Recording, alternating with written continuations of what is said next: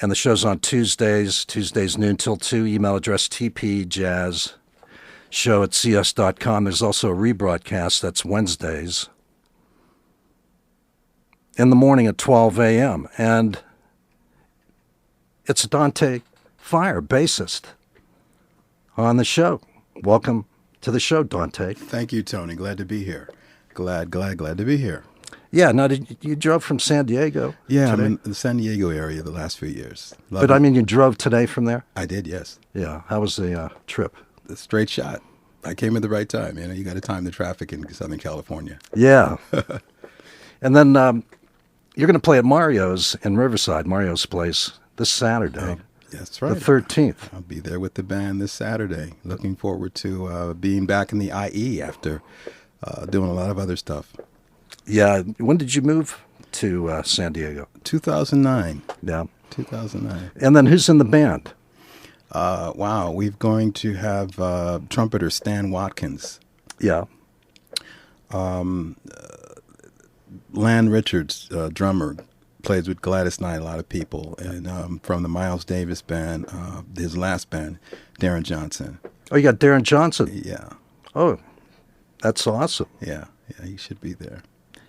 I think he's originally from this area, right? I think he went to Cal State, L.A., I believe. Yeah, well, he didn't. He wasn't from the Inland Empire, though.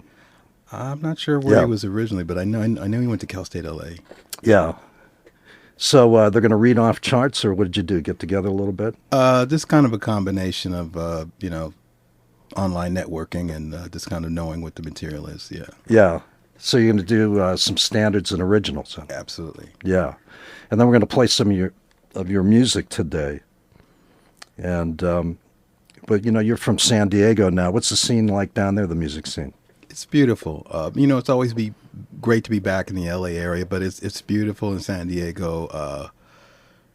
Nice to be by the coast. Yeah.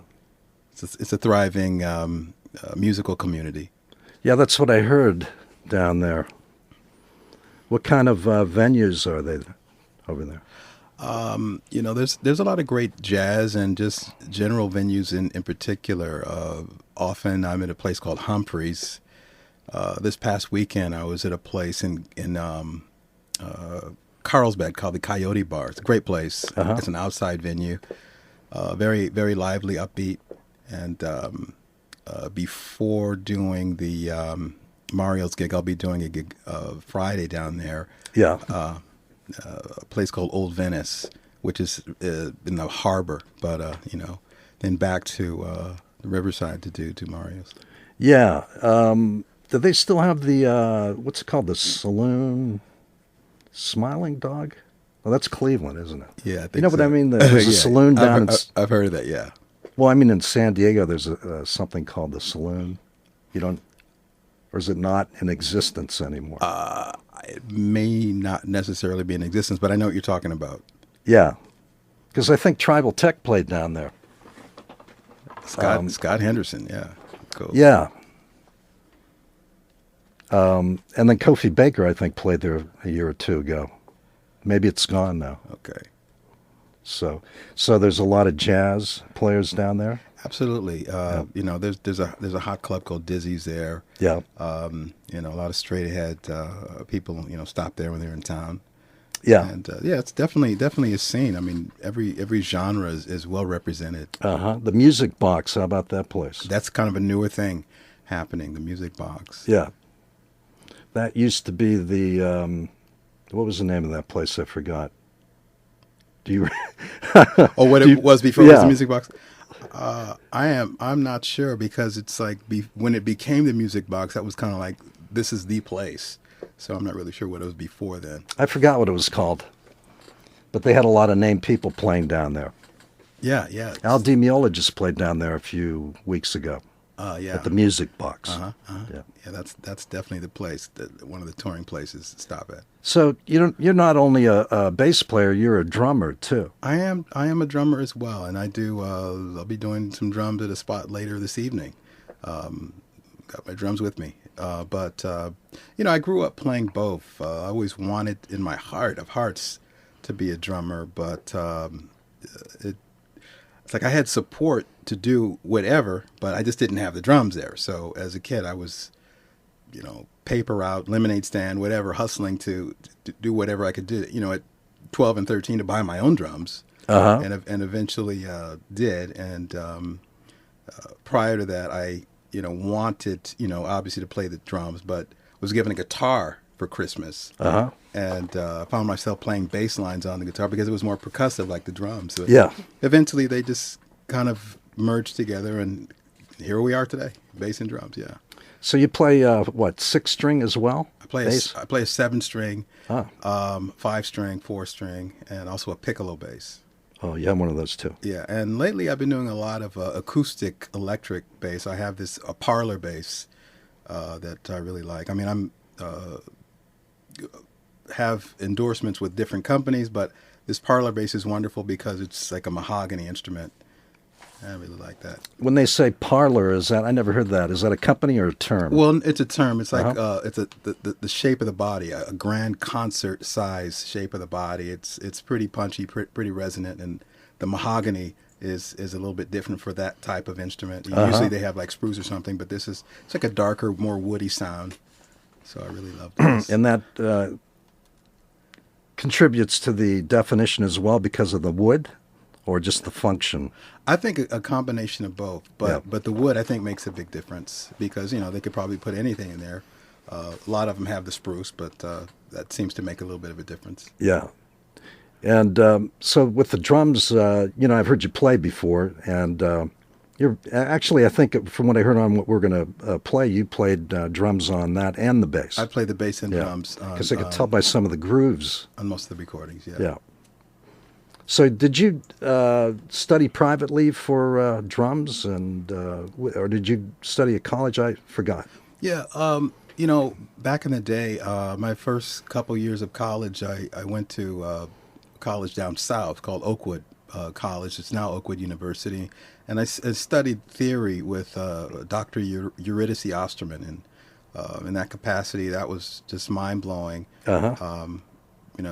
Learned a lot, and was actually even in a band with the group Take Six before they were a cappella. They had musicians, so I played bass in their group back then. We're kind of all studying together, but those guys were a few years ahead of me. And but yeah, originally just studied theory. As far as like being taught on the drums, that was really just being self-taught, just inspirational, just as a kid wanting to do it and studying it every day on my own. So what's your kit? What do you have? I've got a few kits. Probably my favorite kit is a Yamaha Beach Custom. I keep that in my studio. It's kind of like a canary yellow, like Tony Williams.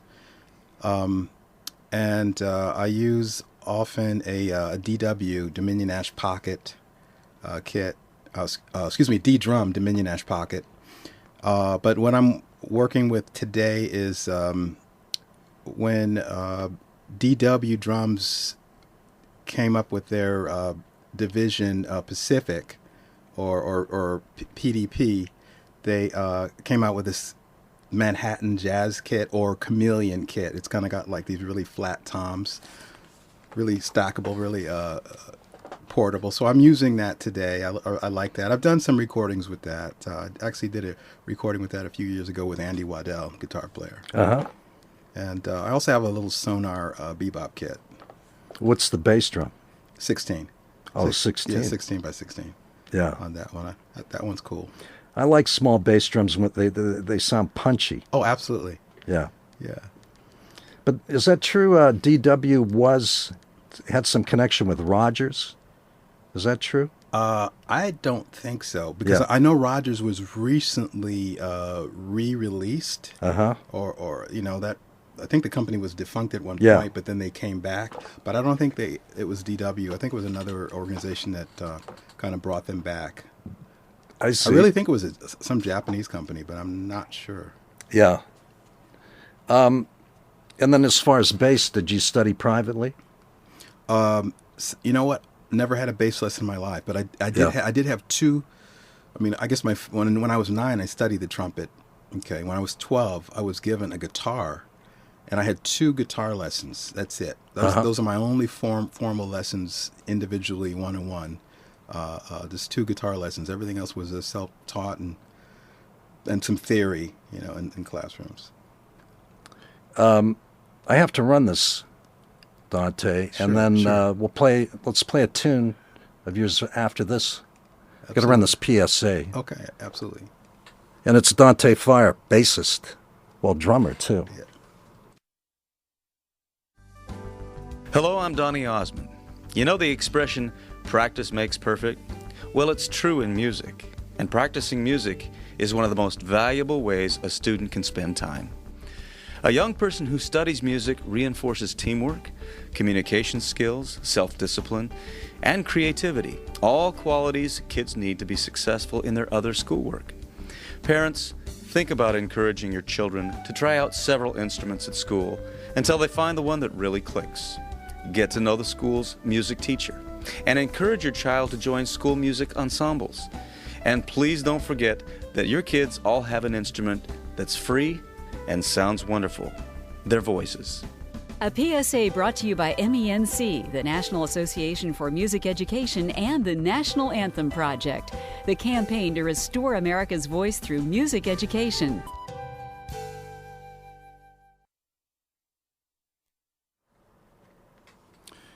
Okay, and if you're just tuning in, it's bassist drummer Dante Fire on the show. He's going to play at Mario's place in Riverside this Saturday on August 13th. Darren Johnson on keyboards. Stan Watkins on trumpet. And we're going to have a sax player, his up-and-coming cat. Really like his playing. His name is Brandon Johnson. Yeah. He'll be on alto. So what do you have, a quintet, is it? It's going to be a quintet, yeah. And Yeah. the drummer, Lan Richards. So you're going to play bass all night? I'm going to play bass and some percussion. I do a little percussion up front, so we What kind of toys do you have a have? little trick. I do an electronic percussion Uh-huh. kind of thing. I do that a lot, with the drummer, so it's cool. Kind of balances things out. Yeah, that'll be Mario's place this Saturday, August 13th. Dante Fire. So we're going to play this, we'll play this tune. It's about 4 minutes. So it's, I picked, You picked, I think, I Sing the Bass yeah. Electric. That's from the Black and Salmon album. and is that last year's? Yeah, that came out in 2015. It actually debuted number 30 on iTunes when it came out. Great. iTunes Jazz Great. charts. And then you're on Spotify and all the internet retail sites. Exactly. Spotify, Deezer, iTunes, Google Play. Yeah. That's great. It's out there for everybody, yeah. The thing is, on this one, are you playing all of the instruments too? I actually am. I'm playing everything. Percussion, bass, drums, and, everything's live. Nothing's sequenced. Just kind of do it track by track. Okay, I sing the body. The bass electric. I was thinking of the weather report. I sing the bass electric. It's Dante Fire.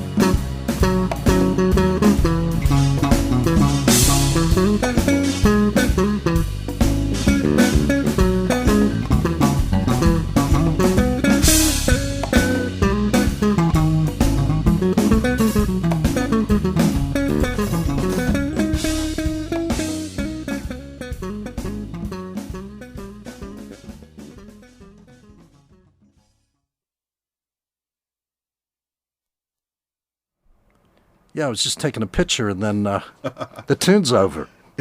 My camera's not working right, though. Cool, man. Oh, this will be good. It's the timer's not working or something. So we've just heard. Oh, there it goes. Nice. Thank you. That's a good one. We just heard Dante Fire off of. I'm sorry, Dante. I got. Black and Salmon, and the song, That's the album. I sing the bass electric. Yes, Dante Fire, bassist Dante Fire. And I saw that you released 2 albums in the same year last year, right? I did, and kind of the way that happened is the Black and Salmon album originally came out in 2014, and because of just kind of some legal things with distribution, then it was not out, and then it was re-released around the same time the Earth Spirit album came out. So I had, basically two in 1 year, and that's kind of what I perceive in the future is, re-releasing things that either were out at one time or for one reason or another they're not available. Just want to make sure a lot of things are available for folks. That's good. Yeah. So you have, I saw on Spotify, you have 3 releases on there. Yeah, there's 3 things available at the moment, and Yeah. Probably in September there'll be another album available as well. Yeah, and how long have you been playing the bass now? Wow, I think I first picked up an actual bass in 1979. Yeah. Yeah, so however many years that is. I don't know. You want to count them? I'll let you do that. And I see you got a Ronnie Scott's Yeah. T-shirt on. You said Yeah. I'm working on doing some stuff overseas. I was blessed with this from my sister and brother-in-law, Ellen, and wow, really happy about this. This is kind of like motivation. Ellen and Alfred Tambouna, they went to London, my sister and brother-in-law, so I'm waiting for an opportunity to do that, and so I've been contacted by a promoter overseas. Maybe late fall, maybe early December, we might have some dates overseas in London. Yeah, awesome. So meaning what? Darren Johnson will go with you? No, I doubt that. Yep. I'm thinking it's probably going to be maybe just some musicians that I know over there. A pickup band. There you go. Yeah, yeah. Yeah. It's probably the best way to do it. But we'll see. We'll see. I mean, if there's an opportunity to do longer things, abroad, we may have some heavy hitters from over here go as well. So Yeah. let's kind of see what happens. And who do you like on bass? Well, my idols, standard, people, I guess, from, my generation, the Jaccos, Stanley. I really like John Patitucci. I like him. I like his versatility, being able to go from acoustic to electric just seamlessly. Just a wonderful voice. I believe that the bass is a voice, and that's what I try to display on my recordings, is that, it's great to have a singer. It's great to have a sax or guitar, but a bass can carry the melody just as beautiful as an actual voice or a quote unquote, lead instrument, if it's done right. So I like Patitucci quite a bit. Victor Wooten, Eddie Gomez, great. He's recently kind of started to revisit some of his work from the late 60s. He was incredibly melodic on his instrument. And, there's a lot of great players like Ron Carter that are just tremendous at just keeping that groove and walking bass lines. Are very creative, and that's his thing, which honestly that gets gigs. Yeah. Being able to keep that foundation. But, I think it's nice to be able to have some solo chops as well as keep the foundation, And then how about on drums? Dave Weckl. Yeah. Buddy Rich, Billy Cobham, Vinny Caliuta. Mm-hmm. Those just great fusion drummers. And, Buddy Rich was the ultimate jazz drummer, or the ultimate drummer, really. But, those are some of my influences. Dennis Chambers is a big influence. Yeah. And I recently been in contact with Gary Granger, who, played a lot with Dennis in the Schofield days. Yeah. So I'm looking forward at some point, if I'm on drums, to have Gary Granger play with me. That would be great. So that's down the road. But I really like You mean a recording?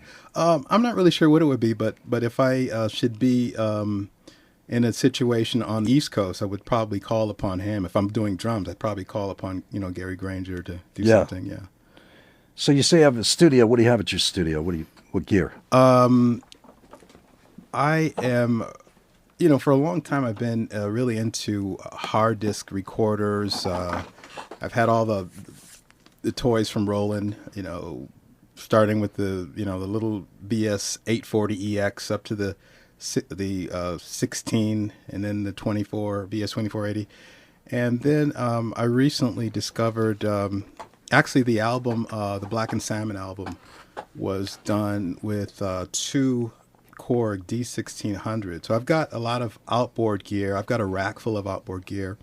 The room is nicely tuned, but I got an amazing, a lot of people say, well, where did you record that album? And I did use these Korg D1600s for that. But then after that, I slowly integrated into using the Mac and using Logic, with some of my outboard gear. And I've found that using an analog board to track the drums, some of the songs from the Funky Planet album, I actually went through a big analog board to get a much warmer sound. Oh. And then going into Logic. So just kind of experiment with things, kind of like a lab. So you find that if you use an analog board? Yeah. Really? Yeah. It gives translates that way. It gives it a very unique and non kind of digital sound, which I like. It's a warmer sound. Yeah. For drums anyway. And then on one of the albums, your photos in a studio. Is that your studio? That album, that album, a few of the songs from that album, the Earth Spirit album, were tracked at a wonderful studio down in San Diego, the Arts Institute. Uh-huh. And that's a great studio. So I was able to, kind of blessed to work on some of that album there with engineer, producer, instructor D.C. Cole at the Arts Institute. Uh-huh. So they have, what, Pro Tools and all that? Oh, yeah, absolutely. Yeah. It's just $1 million studio. So just everything you want is Yeah. there. Uh-huh. And then as far as your bass playing, and then, you like to slap, I know. I do. I think, I like to play melodically, but I like the percussiveness of that. I think if it's done, sparingly and you're placing it in the right spots, it's really very effective. And I think it's even more effective, if you've got the right instrument, the right strings. I like personally the setup that they provide for me at Conklin Guitars, because they've got these wonderful soapbox pickups that really bring out. What kind of pickups? They're big soapbox Yeah. double humbucker pickups Uh-huh. on the Conklin Guitars. That's one of my sponsors. So Is that for what, the 7.6 or? it's on the 5. I've been using the 5 mainly lately. Yeah. The 7's got Bartolini's. I like those, but I like the actual Conklin pickups. It's a bright sound, but it's a punchy sound. I think the Bartolini's have their sound is distinctive, but it doesn't have the same. It's like with the pickups from this particular bass, you can literally. It's almost like you can literally hear the battery charging, if that makes sense. It's just a specific sound. I like it. It just has a certain bite to it. Uh-huh. So what does a battery sound like when it charges? Electrifying. So it's not like a... Oh no, not distortion, but just a unique kind of a punchy sound. Uh-huh. I don't even know if that's the best analogy, but that's kind of the way I hear it. Like a zap. Maybe that's a better way to put it. A zap, not really a charge. But when you're slapping it. It's an active pickup. It's an active pickup. Yeah. I for guitar, I don't like active pickups. It's a pain for that battery replacement stuff. Okay, well, I use these lithium batteries, so I don't know what you use, but maybe that contributes a little bit to what I'm describing. Yeah. I use these Energizer lithium batteries. They last longer, and I've noticed the battery can slightly differentiate the sound. Uh-huh. Well, it's been too long, I forgot what it was. It's just not my thing. I don't like the batteries. Okay. I have to read this card. Do you like reading cards? You don't have to. I just ask people if they want to read a card. You don't have to. I'll let you do it. Okay, spruce up your car and let other drivers know what you're listening to. Smack a brand new KSPC license plate frame on your car. These alternatives to advertising your car dealers are free. Simply call us at 909-621-8157 and we will send you your frame. The number, once again, is 909-621-8157. You can also submit an order electronically through the contact feature on our website. That's 3ws.kspc.org. Show your love for KSPC and order a license plate frame today. And if you're just tuning in, it's bassist Dante Fire on the show. And he's going to play at Mario's place this Saturday, August 13th. And he's got Darren Johnson on keyboards. And name the other players again, Dante. Lan Richards, Dan Watkins, Brandon Johnson. Now, what time do you start playing? At 10 or 9? 10 o'clock, yeah. Mario's place. Mm-hmm. It's a little late, but it gives people a chance to, if they want to have a little quiet meal, romantic dinner before the music, gives them a chance to do that. And then the music kind of kicks in at 10. Yeah, Dante Fire. Saturday. Yeah. August 13th. August 13th. So we're going to play another tune, or maybe a couple before we're finished. And, well, there was Donnelly, right, on this one? Donnelly's on this one, track 10 on the same CD, the Black and Salmon CD. So why did you pick Donnelly? Because of Jocko? Kind of. I just wanted to cover a Charlie Parker tune. Yeah. Just wanted to do something from Parker, and but I wanted to do it a little bit differently than Jocko did it. So features, just kind of rhythmically, it's a little bit different than of course he did it. I mean, Yeah. who could do that, So, but yeah, I like the way it came out. What do you say? Some stuff about Jocko. What are your views on him? I think he was an incredible visionary, completely, misunderstood, and In what way? just his brilliance, just misunderstood, and I wish that we all have some issues or some problems, but I think the problems that he had, I wish it could have been recognized sooner. Yeah. And maybe he'd still be here. So you think everybody's got some issues? Well, yeah, but they're not necessarily extreme. But I just think that people are people, and no one's perfect. And Well, I'm and perfect. Yes, you are, absolutely. So go ahead. I'm sorry. No, but yeah, I think he was an incredible talent, and it's unfortunate that a lot of artists that tend to be misunderstood. But then there are some that don't realize the power that they have, and that they are role models in such a way, and they need to conduct themselves in a certain way. That's kind of the other side of it. And it's kind of a balance, like we recognize that everyone's not perfect, but if you have this platform, I think you have a little bit more of a responsibility to kind of carry yourself, conduct yourself in a certain way to inspire. I mean, I'm all about inspiring and uplifting, and just want to be a beacon of hope for those that feel hopeless. A lot of times I have a plan to many of my concerts. I announce, if you have a friend that's ill or sick, let us know. We'll go to their bedside. We'll perform for them. Want to give people hope, through the music. Yes. That's great, Dante. There's a lot of drama in the world. That's true. As of late. They've always said that, though. Yeah. It's always, it's like now's worse, that kind of mentality. Right. But yeah, there's a lot of drama.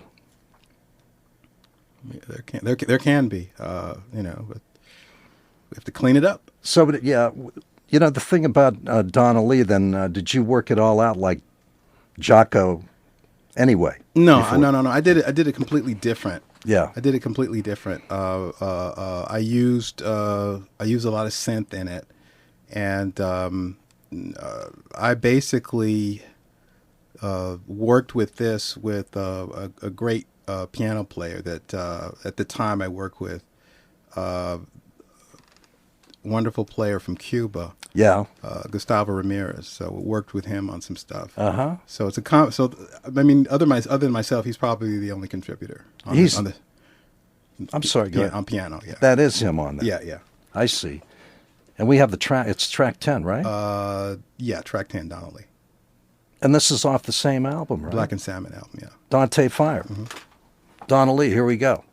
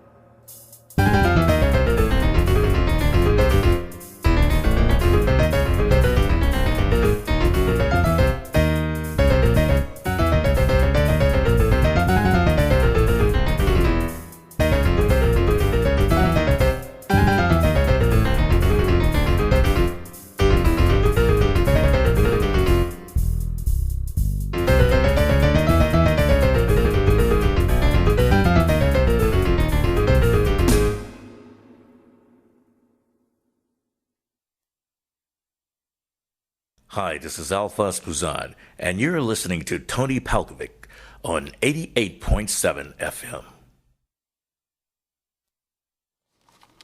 And we've just heard Dante Fire doing Donnelly, Parker's Donnelly, and that's off the album Black and Salmon. Dante Fire. He's going to play at Mario's this weekend on Saturday in Riverside, August 13th, Saturday. Looking forward to it. Dante Fire. Looking forward to being back in the IE, as they say.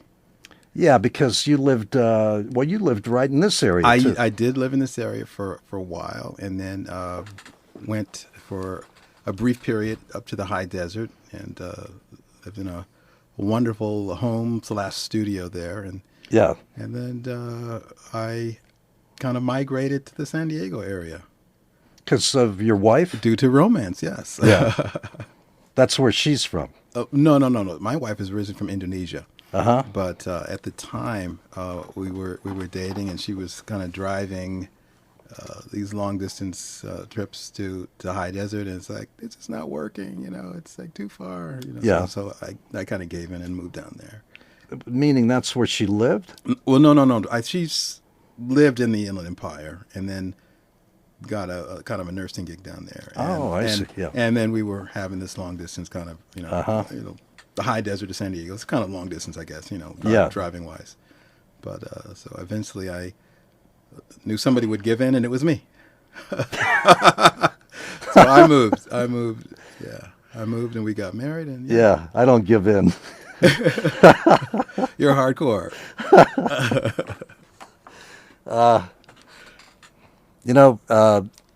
Alphonse Mouzon, he's going to be on the show in a couple of weeks. I wanted to mention. I know Alphonse. Yeah. Do you? Yeah. I almost called him for this gig. Uh-huh. I almost called him for this gig. And I know Alphonse. Yeah, Alphonse is great. Yeah. Weather Report days back in the day. Oh, yeah. Well, everything. Uh-huh. So how did you meet Alphonse? I met him through Henry Franklin. Oh, the bass player. Yeah, because I played. I've done a few gigs with Henry Franklin when he was on Upright, and What do you mean? You played electric bass? No. I played drums with Henry Franklin. Oh, I was because Alphonse were the connection. Yeah. Well, Okay. I basically, because it's a venue that we were at, Uh-huh. and I think Alphonse was playing with him the following week or something. Yeah. And he maybe happened to be there. I think we were at somewhere in Century City, a hotel a few years back in Century City. Yeah. Used to do this jazz. It's like a weekly jazz series they did in Century City. Yeah. Well, anyway, he's going to be on the show on the 23rd, a couple of weeks. He's going to play at Roscoe's Seabird Jazz Lounge. Long Beach, right? You know that place? Yeah, I played there before. Oh, really? Uh-huh. Yeah. What, with your own thing, you mean? Yeah. Uh-huh. Oh, I see. How do you like it there? It's been a while since I did something, but it was cool. Yeah. I was like right next to Roscoe's. So if you, I thought it was all one. well, I mean, it is all in one, but the jazz club is, a couple of, It's the other side from them. Yeah, a couple of yards to the left or the right. Yeah. So it's great. You go get your chicken and waffles, and then you go do your That's what set. that's what he said. Go do your This thing set. about chicken and waffles. Yeah, that's the thing. The LA thing. So what do you think about the way, with the internet, with all the files and everything now? How do you like it? I think it's really a double-edged sword. I think it's great that, the indie artist has access to distributing their music, but, the other side of that is, they don't get paid for a lot of stuff. Yeah. But at the end of the day... You mean the pirated stuff? Exactly. Yeah. Exactly. In other words, like whenever I release an album, a couple days later, it's free in Russia. Yeah. It's like, what the heck? It's like, Yeah. I spent so much on this, and they get it in other places like absolutely free, but in the U.S. you have to download it on iTunes or whatever. And when people find out, oh well, I can go and get it from this website in Yeah. Russia. Yeah. But but I did some research about that, and what I discovered is that in spite of that little flaw in the system, statistically, maybe a small 8 to 10% more people, even though you're giving up that 8 to 10% are going to know who you are Yeah. worldwide more than if it was only on this one paid site. And in other words, what this report basically says is that the people that are going to get free stuff are not your market. They're not your demographic. So there's really not much you can do about it. Don't worry about it. That's not who you're selling to. The person that you're selling to is going to legally download it, rain or shine. The person that's not, that's not your market. But at least they'll know who you are. So when you're doing a show in their country or in their town, you have an opportunity for them to come, and you can't download a live show. Yeah, I see. Yeah, that's where it's double-edged. I did see, I don't know whose album was just out recently, and then I just saw it on YouTube. I forgot who it was. I thought, well, maybe they didn't see it yet to get it pulled. Uh-huh. Yeah. But I think for people that, well, let's take that band Snarky Puppy. Mm-hmm. It looks to me like they were just internet. That's where their success came. Sure. I mean, it came for a lot of people that way. And again, that's another good thing about it, It's just before all of that, it was just a handful of people that would decide on the artists that they would sign, and then that was the gate. And then now it's totally different. Yeah. So it's good that way. Yeah. We have 10 minutes left, and then I'm trying to find a card to read. Okay. Just have to do that. Do your thing. You want to say anything else while I look for the card? Let's see here. I would like to give a shout out to my wife, if she's out there listening, and also want to give a shout out to, just the people in the Inland Empire in general, particularly San Bernardino, Riverside. One of the songs from the latest album, Funky Planet, is called For San Bernardino. I wrote that song directly after the terror attack, took place. Yeah. And, so anyone that downloads that is, the proceeds go to them, to the families, Oh, the I surviving see. families, for San Bernardino off the Funky Planet album. Well, that's great, Dante. So I'm going to read. I found this card to read. It's kind of long. Do you think? This one takes a lot of air. The 909 Film Fest is a local film festival based in the 909 area code of Southern California. The festival celebrated its 6th year in 2015, and they are currently looking for new film submissions for the 2016 program. The filmmakers' stories are told with the Inland Empire as their movie backdrops. All 909 filmmakers, whether they are amateur or professional, are invited to submit films that are 9 minutes and 9 seconds or less. Some suggested categories include narrative, animation, documentary, and experimental. All submissions are due by August 28th, and the festival will take place at Pitzer College on September 9th. For more information, please email info@909junkie.com or visit their website, 3ws.909junkie.com.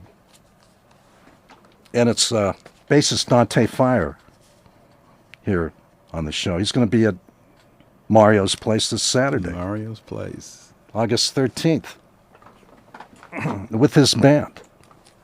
Yeah. So we got 7 minutes left. Yeah, I should have a lot of other guest artists probably stopping by as well. So we'll see who comes through. So you said it starts at 10? Starts at 10. Music starts at 10.